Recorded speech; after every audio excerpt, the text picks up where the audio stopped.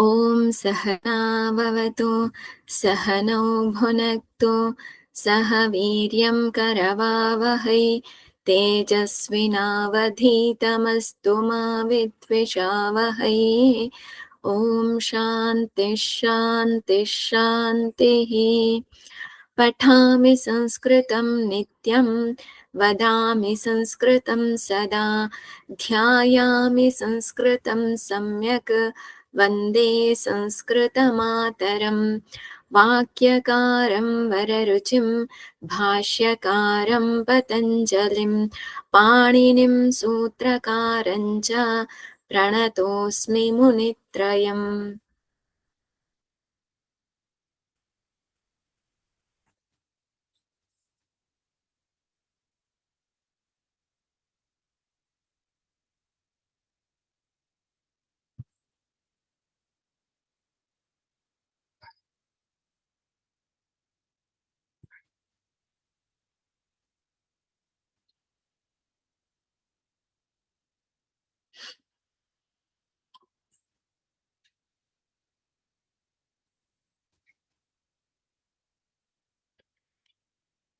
Yesterday we saw Sandohaha Visarga Lopa. It is by Bhobhago Agha Purvasya Yoshi only.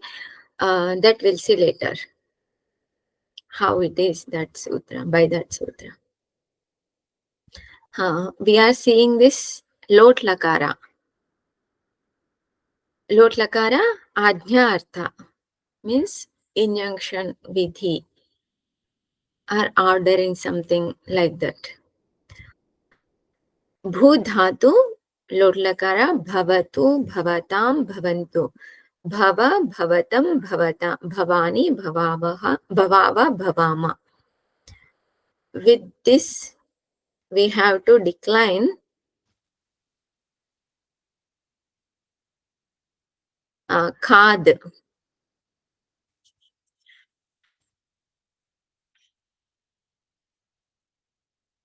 Shall I open this? Now you can decline. Khad dhatu. Shivananji? खादतु खादतां खादन्तु खाद खादतं खादत खादामि खादाव खादाम.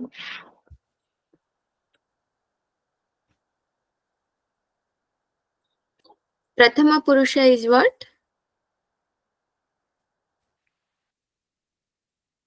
प्रथम पुरुष एकवचन. Ekavachanam, Bahuvachanam completely. खादतु Khada? खादतु. Voice is clear now. Khadatu. Okay. I couldn't hear.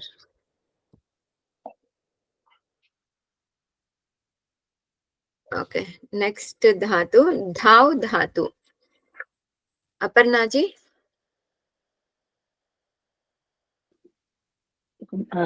Dhau, right? Punacha, you said? Yes, dhav dhatu. You want to show? Dha. Yeah. This one. Dhav. Running. To run. Oh, okay. Dhavatu, dhavatam, dhavantu, dhava, dhavatam, dhavata, dhavani, dhavava, dhavama.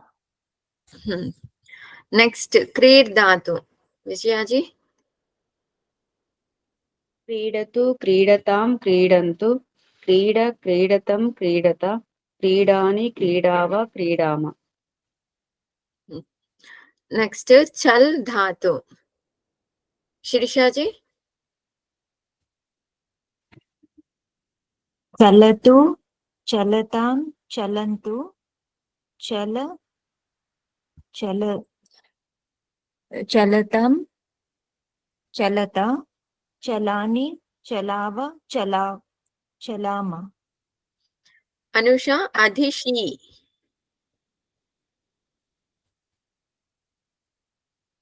Adhishete అట్లాగే అమ్మా అట్లా. Okay. This is Atmanepadi. Okay, we'll look at the Atmanepadi dhatus.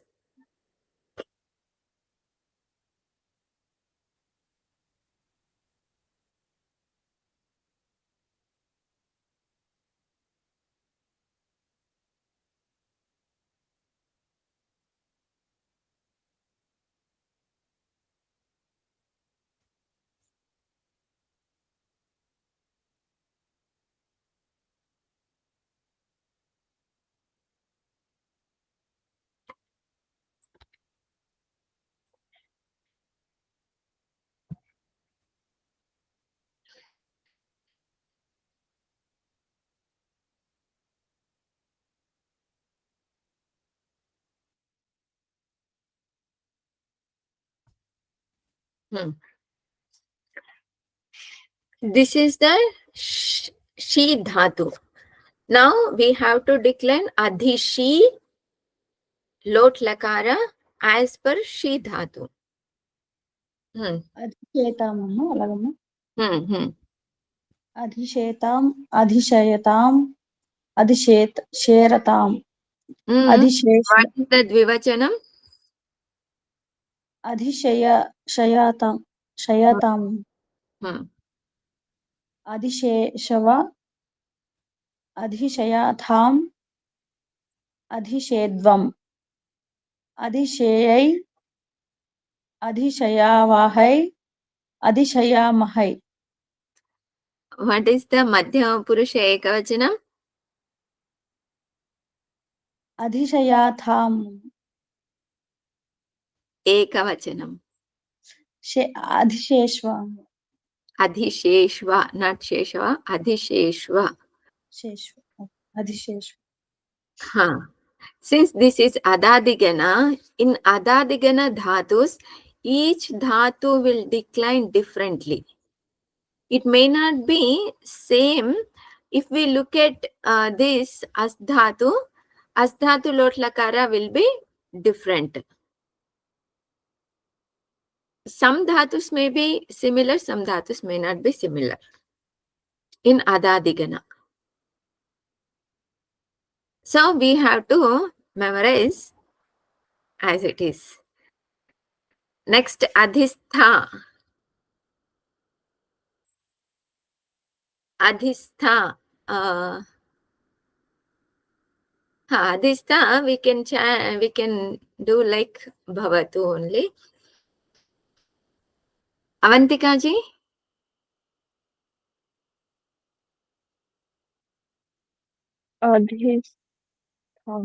अधितिष्ठतु, Yes. अधितिष्ठताम्, अधितिष्ठन्तु, अधितिष्ठ, अधितिष्ठतम्, अधितिष्ठत्, अधितिष्ठानि, Adhitishtata. अधितिष्ठत, अधितिष्ठानि, अधितिष्ठावः, अधितिष्ठावौ, अधितिष्ठाम. Next, adhyas. Jaya.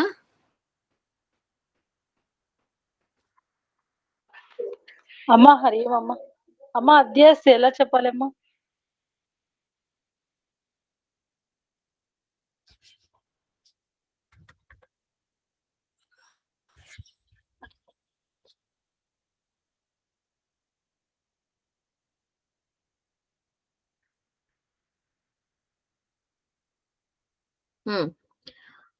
Astam, asatam, asatam.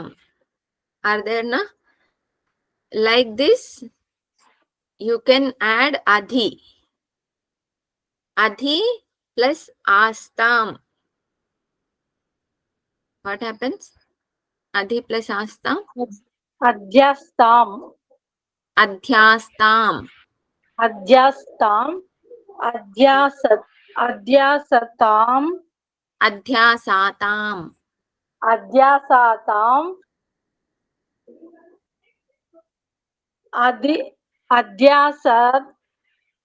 అధ్యాసతాం,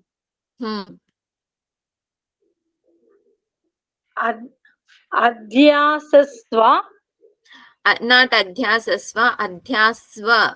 Both sakaras. అధ్యాస్వ, అధ్యాసాతాం, అధ్యాద్వం, అధ్యాసౌ, Adhyasai. అధ్యాసై, అధ్యాసావహై, అధ్యాసామహై, అధ్యాసామహై. Kavya is there? Amma, Hari Om Amma. You can decline khad dhatu. Amma, itla cheppala. Khadatu, khadatam. Khadatu, khadatam. Khadatam, khadantu. Khad, khadatam. No. Not khada, khada. Khada, khadatam, khadat, Khadata. khadani, khadati, khadani, khadava, khadama. When we pronounce in Sanskrit, this is not the of like it is not bhavat. It is not it is bhavata. When we see halanta at the end, this is halanta. When we see halanta, then only we pronounce half letter. Otherwise, we have to pronounce full letter. Unlike in Hindi. In Okay, Hindi, ma'am. we say this is bhavat, this is bhavam, this is bhavav. Like that we read in Hindi. But in Sanskrit, we should not read in that way. Okay, ma'am. Ante khadatam. Khadatam is okay. Bhavata, not bhavat. Okay. Like khadat, not khadat, khadata. Okay, ma'am. Okay, these are the dhatus.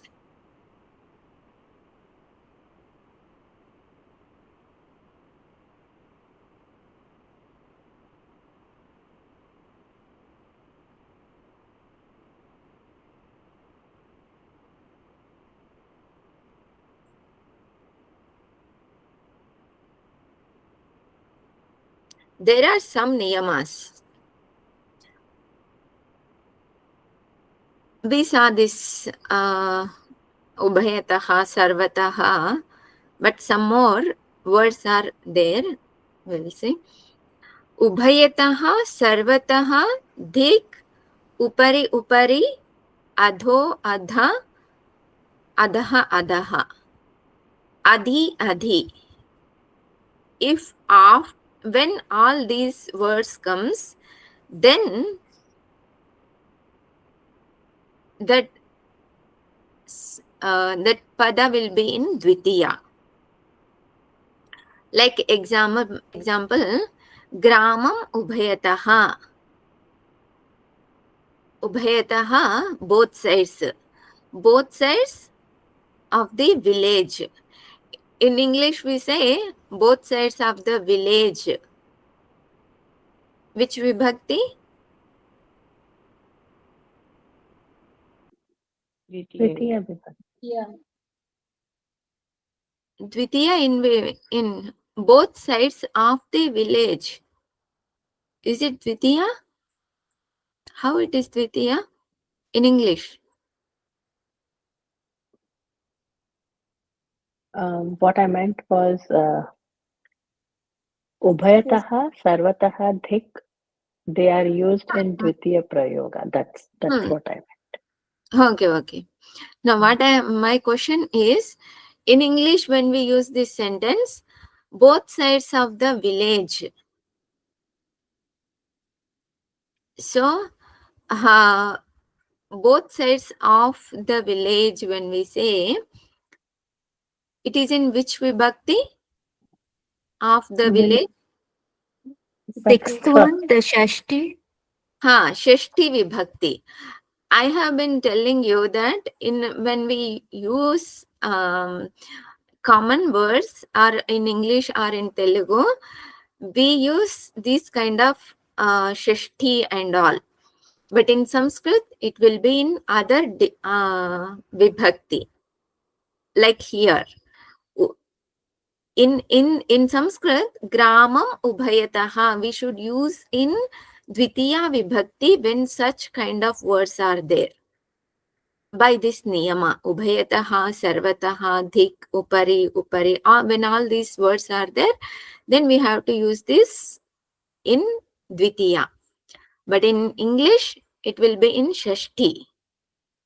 So this is the biggest difference compared to other languages, Sanskrit.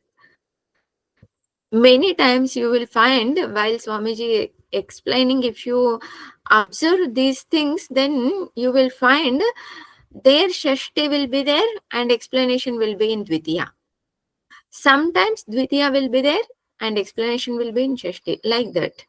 And sometimes Panchami, like that. Gramam sarvataha. Here anuswara should be there. Gramam sarvataha. All sides of village. Dhik nastikam. Dhik nastikam. Dhik means what? We saw dhik means dikhara. Fine.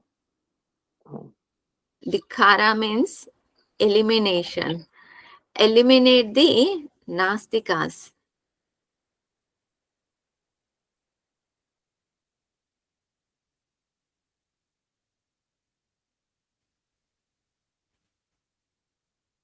Yeah, here when we use eliminate the nastika,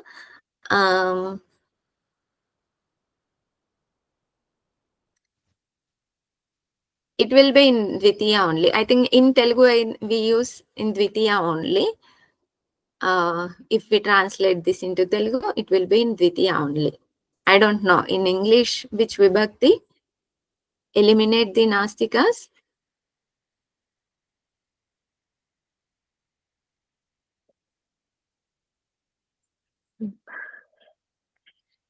I think it is Vidya just only, like right? The Dvitiya. object you're trying to. Okay. Nastikas.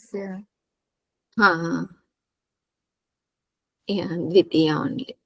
So, like here, there is no difference between English and Sanskrit. But here, there is difference between Sanskrit and English. Next, Antara, Antarena, Vina, all these three shabdas. Antara, Antarena, Vina. When these shabdas are there, then it will be in Dvitiya. Ganga, Yamunancha, Antara, Prayaga, Asti.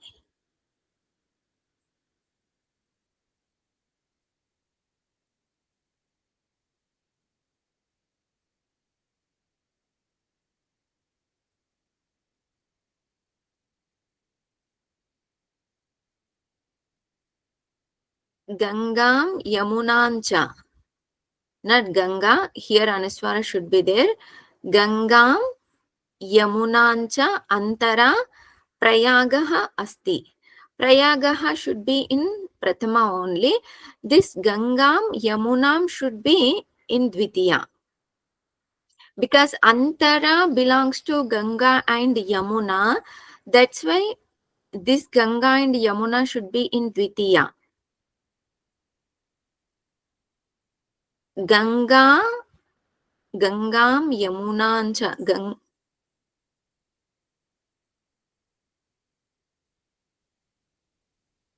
Gangam, Yamunancha, Antara. In between Ganga and Yamuna, Prayagaha Asti. Prayaga should be in Prathama. Is this example clear? Telugu yes, translate Purnati. Okay. అమ్మా అంతరం Above examples are clear? Gramam, Ubhayataha, Gramam, Sarvataha. It's clear. Okay. Ganga యమునాకి మధ్యలో ప్రయాగ ఉంది. గంగా యమునాకి మధ్యలో ప్రయాగ ఉంది. Between Ganga and Yamuna, there is Prayaga.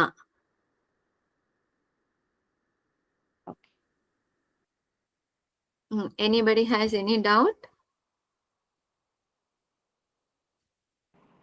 అమ్మా అంతరేణ అంటే తెలుగులో ఏమమ్మా?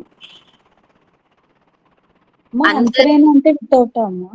Uh-huh. వితౌట్ అనమ్మా అంతరేనా అంటే? అంతరైన అంటే వితౌట్.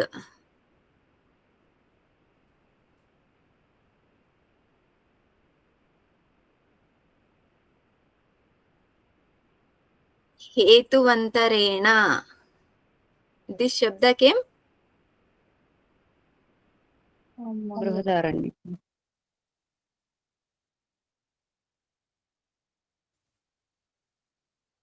हेतुवंतरेण अन्यो हेतुः हेतुअन्तरा हेतुअन्तरः.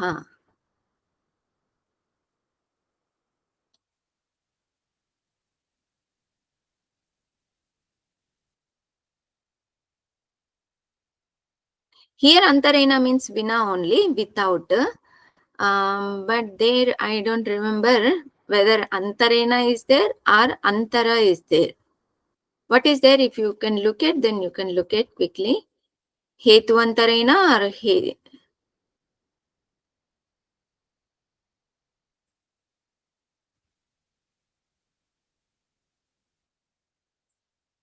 Hetu antarena means another hetu. Hetu antarena word came, another hetu.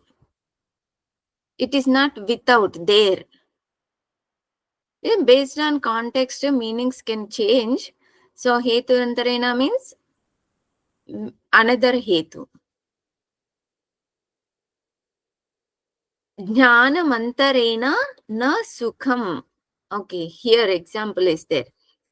Jnanam antarena. Without jnanam na sukham. Sukham is not there. Na sukham asti bhavati, whatever. Without jnanam, there is no sukham.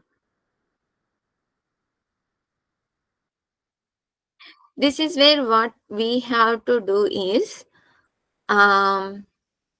whenever we see in Shastra, like common meaning antarena is without. In Shastra, it is used differently. Hetu antarena means by another hetu. By another hetu. So we have to note down that specific meaning, so that whenever such kind of words comes, then we can look at it again. This is how Swamiji used to tell us every time during the course. Also, Swamiji suggested that in Gita Bhashya, Shankara Bhashya, at the end, all the words list is there.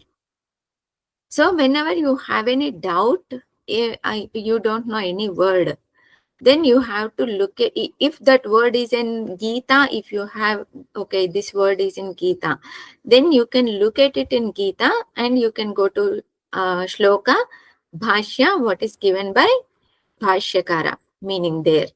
Like that, we can develop the vocabulary. Swamiji mentioned this is how Swamiji developed the vocabulary. Gangam Yamunancha Antara Prayaga Asti. Next, Adhishi, Adhistha. Up to here everything is clear? Yes, sir. Adhishi, Adhistha, Adhyas. If these kind of dhatus are there, then it will be in Dvitiya. The Shabda will be in Dvitiya. Like example, Asanam Adhishete. Sit on Asan. Adhishete, Shing Shayane Dhatu, sleep. Sleep on Asan. Sleep on bed. Asan here we can take as bed. In English, in Telugu also, we use in Saptami. But here it is in Dvitiya. Adhishete. So these things when we go on repeat, then it will become, that samskara will become strong. Then whenever we see shete dhatu, okay, adhishete is there, then that means that shabda should be in Dvitiya. So whenever we see this shabda, we have to come and look at this niyama, what this niyama says, like that. Adhitishtati. Same. Asanam adhitishtati. sitting in asanam. He is sitting in asanam. Adhyaste va. Either asanam adhyaste. He is in asanam. Adhyaste means he is in asanam. Is this point clear?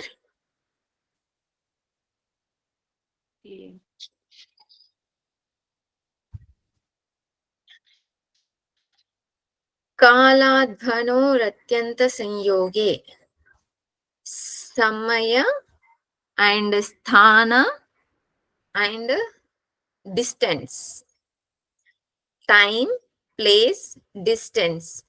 When these kind of usage, if we want to use related to this time and place and distance, then it will be in Dvitiya. Dasha dinani, example is given, Dasha dinani. Dasha is Pratama or Dvitiya?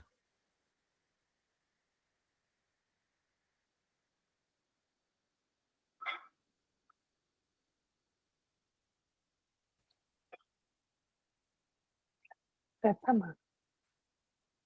Prathama. Okay, what will be the Dvitiya? Dash. Hmm? Dasham.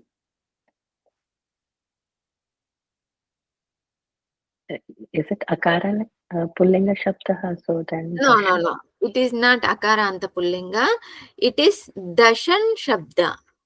Oh, Panchan, navan, okay. saptan, dashan. Nakaranta pullinga. I remember that Prathama and Dvitiya both I have given the forms Mm. for all. Eka, Dvi, Tri, Chatur, Dvi Panchan. also dasha amma. Huh? Divachana also dasha. Dvivachanam also dasha. All these numbers I have given the Prathama and Dvitiya. So, dasha dinani likhati. Up to 10 days, he is writing. So, up to 10 days, this dasha is indicating kala. So, that's why dasha will be in, sorry, dina is indicating kala. That's why dasha will be in Dvitiya. Dasha dinani likhati. Panchavarshani pathati. 5 years, up to 5 years he will study. Panchavarshani pathati. Pancha is Pratama or Dvitiya? Dvitiya. Same, but Dvitiya. Panchan Shabda. Pratipadika is Panchan. Nakaranta Pullinga Shabda. Panchan Panchavarshani pathati.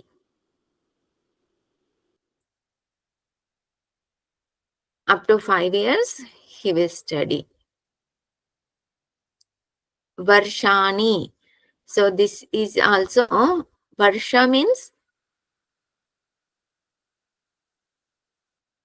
Years. year. This is also indicating kala. That's why this pancha is in Dvitiya. Dvitiya. Krosham gachati. So here krosham we can take distance. So however the number is given for krosha, that much he is going. Samaya, sthana, distance. Time, place, distance. When these things are there, then the shabda will be in Dvitiya. But it is very nice to remember all these niyamas when we read Bhashya and all. It will be very good. I think we should memorize.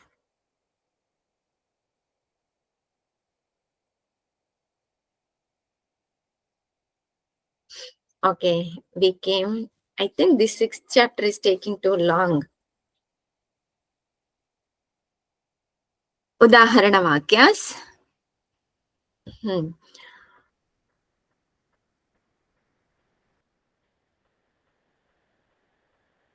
They have given in Hindi. They should not give in Hindi. Then what is the use if they give in Hindi? Saha pustakam pathatu. Kavya? అమ్మ Saha pustakam pathatu. అతడు పుస్తకాన్ని చదువుతున్నాడు. Tvam gramam gaccha. Oh, sorry, what is the pathatu is? Pathatu is lot lakara. What should be the meaning? అతడు పుస్తకాన్ని చదువుతున్నాడు. No. In lot lakara, chadavali. That kind of meaning will come. He should study book. Saha pustakam pathatu. He should study book. Tvam gramam gaccha. Jaya? నీవు గ్రామానికి వెళ్ళాలి.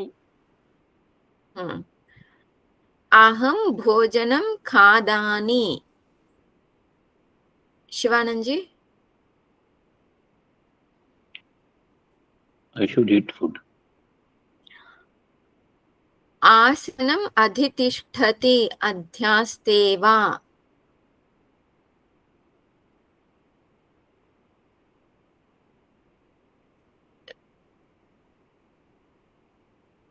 Shirishaji?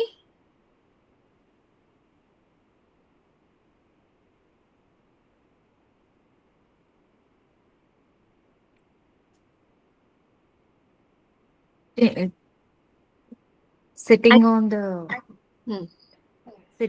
asanam, that's what it says. And?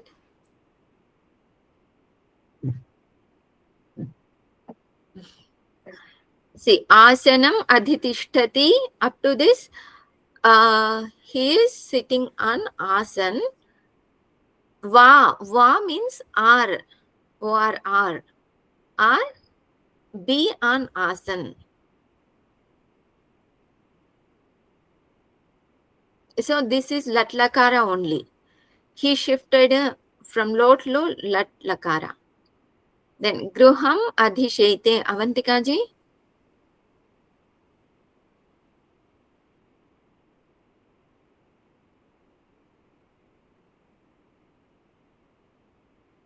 She is there?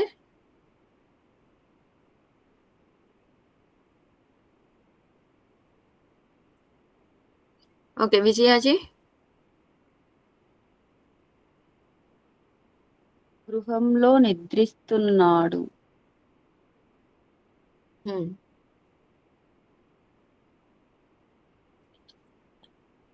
Gramam ubhayataha. Aparna ji? Oh, sorry. Gramam ubhayataha jalam asti.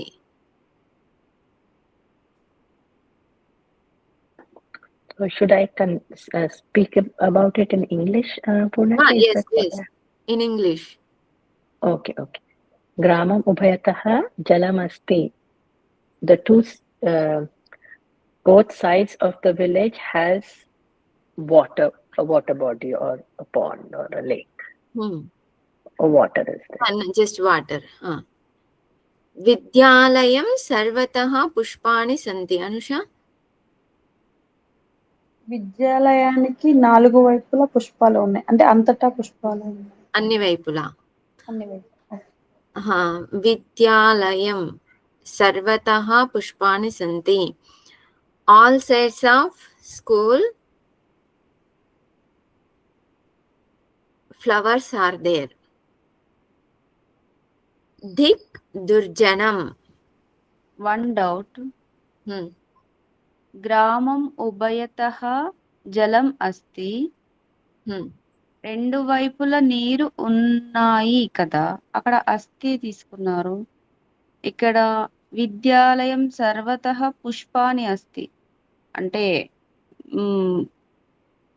Verb ఆధారంగా క్రియ పుష్పాని ధాతు శబ్ద sorry పుష్పాని సంతి. పుష్పాని is బహువచనం. సంతి is బహువచనం. జలం అస్తి. జలం ఈస్ ఏకవచనం. దో జలం is when we use ab shabda, it is nitya bahuvachanam. When we use jalam shabda, jalam jale jalani, jalam jale jalani. So all vibhaktis are, all vachanas are there. So here jalam is ekavachanam, so asti is ekavachanam. Okay.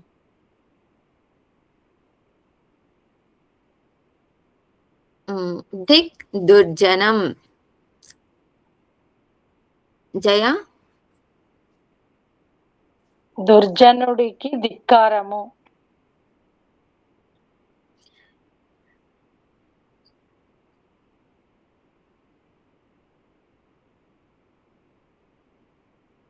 Durjanudiki, when you use, which vibhakti is it? ద్వితీయ అమ్మ దుర్జనం. No, in Telugu. దుర్జనుడికి అమ్మ.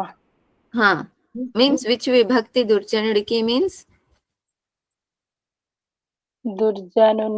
దుర్జనునికి అంటే నీకి షష్ఠి వస్తుందమ్మా. There is no such usage. No, in Telugu there is no such usage. దుర్జనుడిని ధిక్కరిస్తున్నారు. జనుడిని లేదా దుర్జనుడిని ధిక్కరిస్తున్నారు అంతే. So here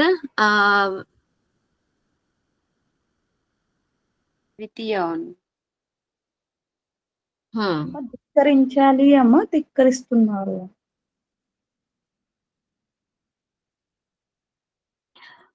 It is not complete pada.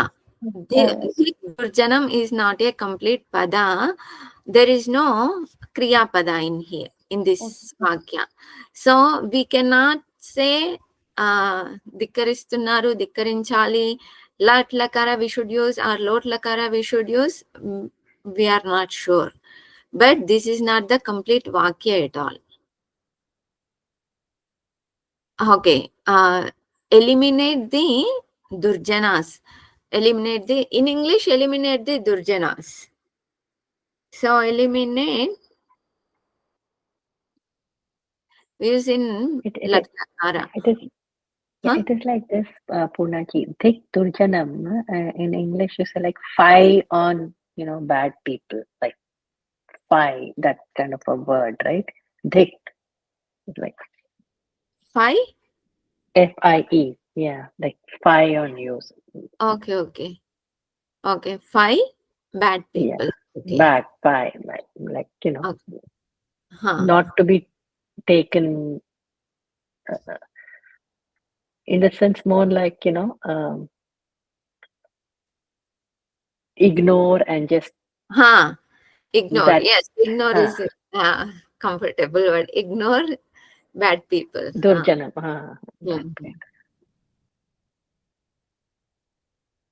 So when we say in Telugu durjanudiki, meaning will change. Here not durjanudiki, durjanudini. That should be the word.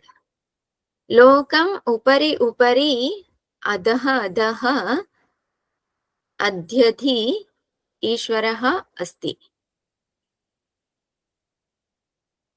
Lokam here they have taken as samsara. Okay, lokam we can take as world upari adaha adhi inside, upside, downside, inside, everywhere ishwaraha asti. Krosham chalatu. What is the meaning? Krosham chalatu. Shivananji?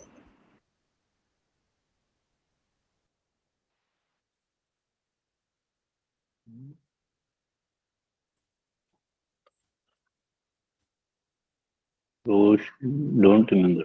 Rosh. Krosha distance. I don't know how much distance it is. There is in Google, some distance is given. Okay. We can Mhm. take for long, like that. I Walk did for not it. look at this Shabda, how much distance it is, because so far I did not see in Shastra this word, Krosha word. So I thought, why should I waste of time looking at how much distance it is? We need meaning, that's all. Krosham chaletu, some distance he is moving. Mm. But Krosha was Walk. supposed to be something like curse or something, right? Yes, yes. But here in this chapter, they have given for the purpose to show that Krosha distance, if when we take, it should be in Dvitiya. This last niyama is there, na? Krosham gacchati. This is where they have given here. But both meanings are there. Curse meaning is there and Krosha distance also there. Walk for a distance. Hmm. Yes. Walk Hmm. means it's like injection. So walk for a distance. Yes. I think 3000 some kind of number is there. Krosha means what? Okay. We will look at this Sanskrit Vakyas, prepare Sanskrit Vakyas. We'll look at tomorrow.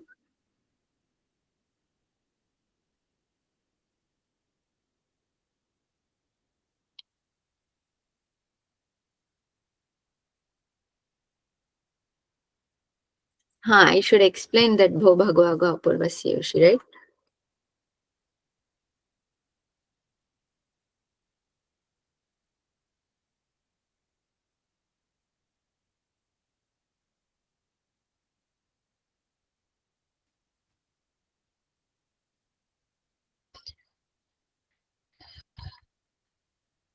Here, Bhos Devaha is there. Bhoru Devaha is there. After this Bhoru Devaha, after this step, can you hear me? Yes, ma'am. Yes, ma'am. But word is not working. Okay. Bhoru Devaha. After this step, if we want to use Bho Bhago Agho Apurvasya Yoshi, Rukara will change into Yakara. Then Yakara Lopa will happen Bho Devaha. Like Sandoha. After Sandoha, if we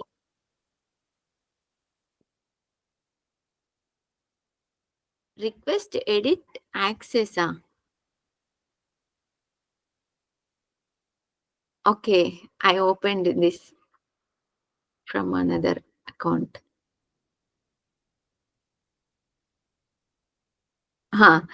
Here, Bhoru Devaha, we used after Sasajushuruhu, Bho Bhago Apurvasi Yoshi. If we use Karavasanayor Visarjaniyaha, instead of Bho Bhago Agho Apurvasi Yoshi, what will be the form?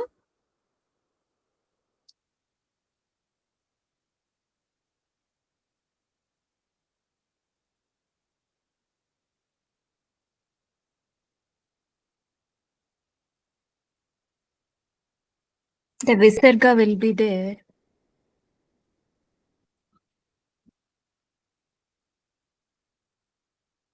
Bhoyo Deva.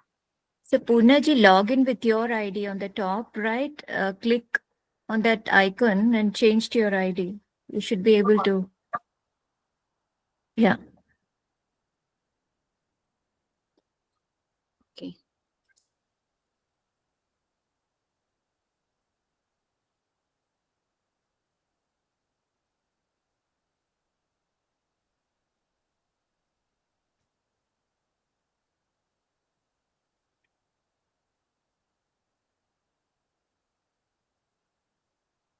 I'll copy as it is down, then I'll explain.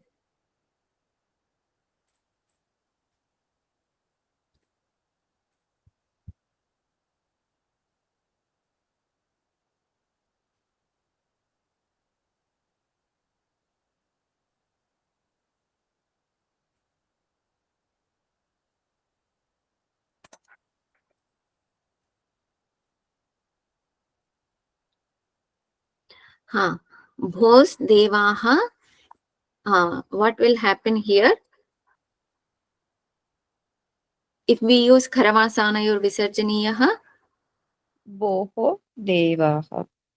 Boho Devaha. This is the one process.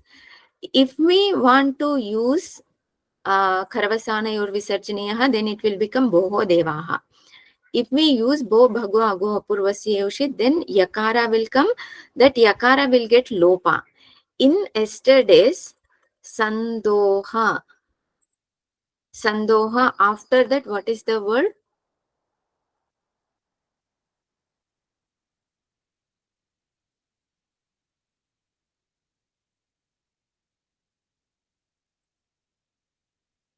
Sandoha iti. Sandoha iti is there.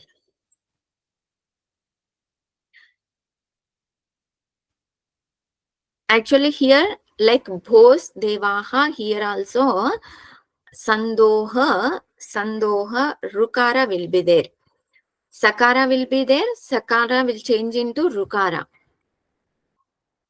How? That we'll see later. Sandoha, Sandohas, Sandohar.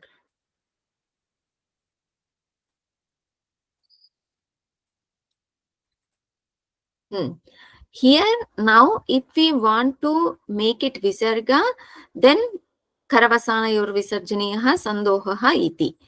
But if we use Bho Bhago Agho Apurvasya Yoshi, will it works? By this sutra, what is the niyama is, before Rukara, there should be Akara. After Rukara, Ash Pratyahara should be there. Here, Rukara preceded by Akara or not? Yes. Yeah. Followed by Ash Pratyahara or not? Yes. Yes. Yes. Sandoha.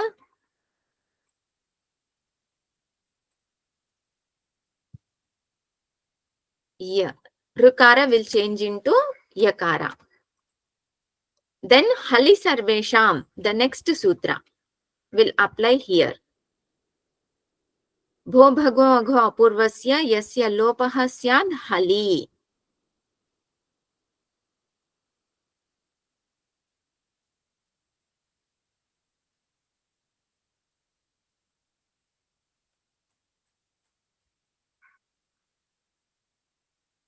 Yakara, when it is preceded by Bho Bhago Agho A and followed by Hal, then that Yakara gets Lopa. But here, Yakara is not following Hal. Then Sandohai iti is there. By which sutra Yakara gets Lopa? Lopa Shakalyasya. By Lopa Shakalyasya Sandoha iti.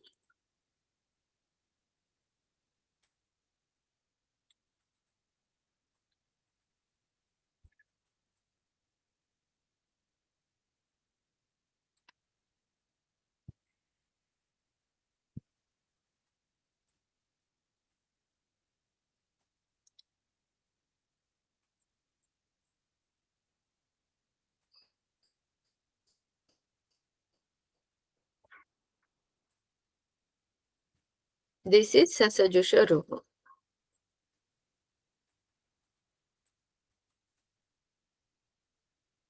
Is this example clear?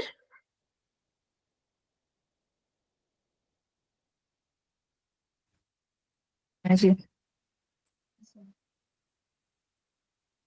Okay.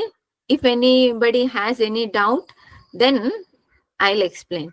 I think Sasajusharuhu is clear, and Bo Bhago Agho Apurvasya Yoshi is also clear. Lopa Shakalyasya, if you don't remember, then we'll see tomorrow. Om Purnamadaha Purnamidam Purnat Purnamudachyate Purnasya Purnamadaya Purnameva Vashishyate. Om Shanti Shanti Shanti. Harihi Om Shri Gurubhyo Namaha. Harihi Om. Hari Om.